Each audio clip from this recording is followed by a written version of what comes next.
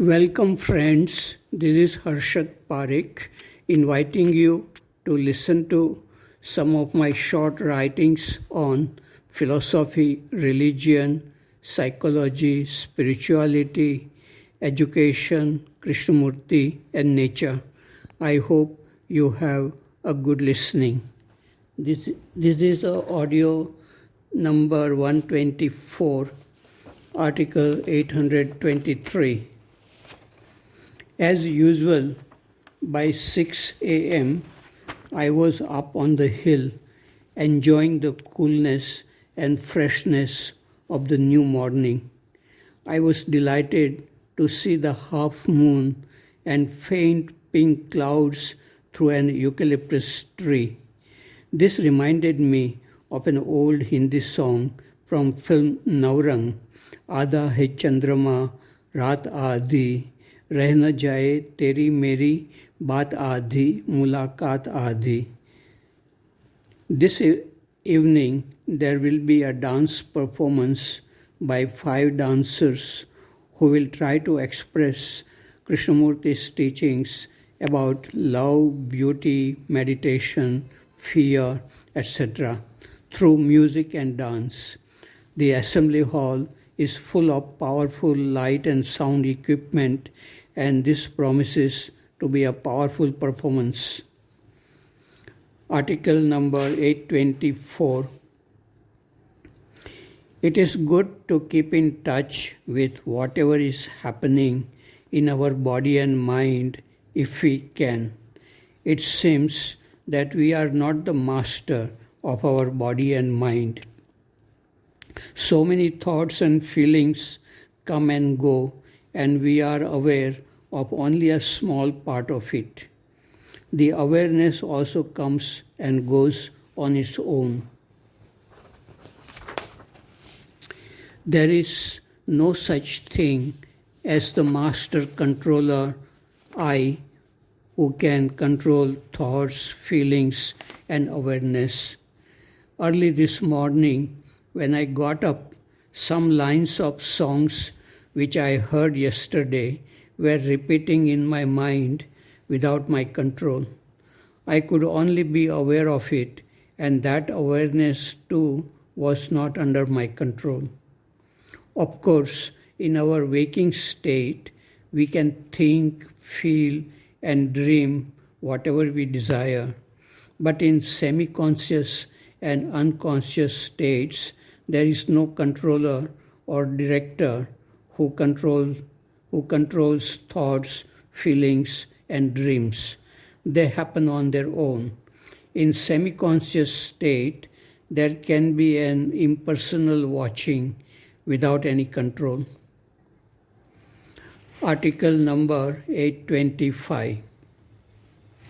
Once a learned man, a Pandit, came to have a debate with mystic poet Kabir about 500 years ago. The Pandit was coming with a horse cart full of scriptures. He met Kabir's daughter on the way and asked where Kabir lived. The daughter said, Kabir lives on a steep, slippery hill. How will you go there with all this burden of knowledge? To meet Kabir, one must go with a mind free of scholarly knowledge. The mind full of bookish knowledge is useless. Kabir was fearless in criticizing both Pandits and Mullahs who lived with corruption. Someone told the king Sikandar Lodi that Kabir was criticizing Islam. The king came with a sword to kill Kabir. The king shouted at Kabir, "O viewer, do you believe in Islam or not?" Kabir said coolly, "Yes, I believe in Islam, but do you know what Islam is? If you know, tell me which Islam is true, Shia, Sunni, or Sufi?" The king had no answer, but he was pleased with Kabir's fearlessness and spared his life. Kabir had disciples from both Hindu and Muslim religions. Kabir talked about God in a mystical language. They admired Kabir but did not understand him. When Kabir was dying, his disciples were arguing among themselves. Hindus said that he was a Hindu, and Muslims said he was a Muslim. When Kabir heard them, he was very sad. Kabir talked about a place where neither Hindus nor Muslims could reach. That place is in the temple of the mind or heart. Kabir was a revolutionary. Rohit Mehta has written an interesting book titled J. Krishnamurti and Sant Kabir, a beautiful book full of similarity between Kabir and Krishnamurti's teachings. Article number 826. Krishnamurti said something like this: thinking cannot solve problems created by thinking. Thinking is the problem. Even Einstein said something like this: the level at which problems are created, they cannot be solved at the same level of thinking. Science cannot solve problems created by science. Science means mostly knowledge and thinking, logic, experiments. Then why do people discuss so much about psychology, philosophy, religion, spirituality? What is required for clear seeing and freedom from the self? Article 827. Today and every day, I remember the teacher, Krishnamurti, from whom I learned how to look at the outer and the inner worlds. He showed me the right direction for living.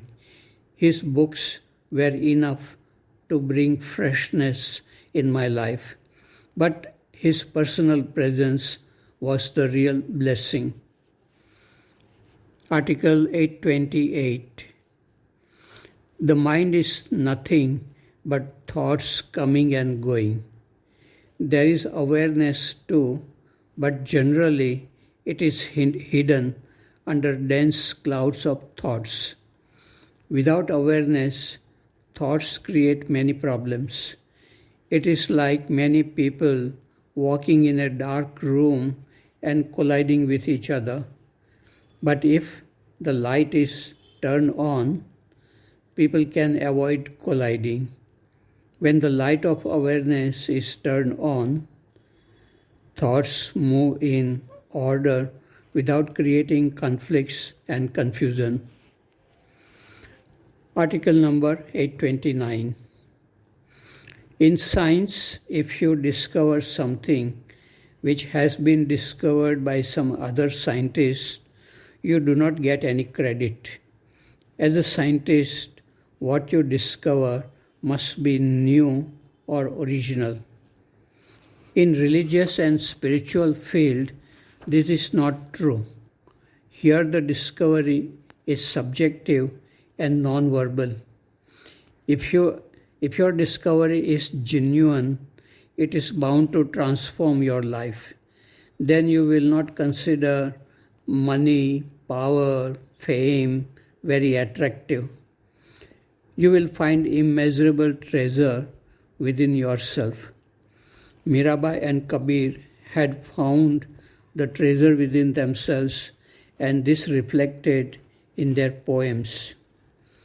If one spiritual teacher like Krishnamurti uses words similar to another spiritual teacher like Buddha, it does not mean that Krishnamurti is copying Buddha. True values are eternally true, like attachment is not love. Attachment leads to fear, anger, jealousy, conflicts. Bhagavad Gita also says the same thing. I and you can also say this. The question is this a reality in your life? Has this become a guiding truth in your life? If it has, you will not need any certificate from anyone. This truth will operate in your life on its own. Article 830. Krishnamurti said that the teacher is not important. Teachings are true and they must be preserved without any correction or alteration. The words written or spoken by him are not the teachings, but what exists under those words. Teachings are like a mirror in which we can see ourselves as we are. If we are able to do this, the mirror or teachings are not required. Krishnamurti himself said that you can break that mirror if you can see clearly without the mirror. Then you do not need to depend on any authority of spiritual teachers. Even Buddha said that his teachings were like a boat to carry you from this bank to the other bank of a river. Once you are on the other bank, that means seeing clearly, you do not need to carry the burden of the boat, that is the knowledge of the teachings.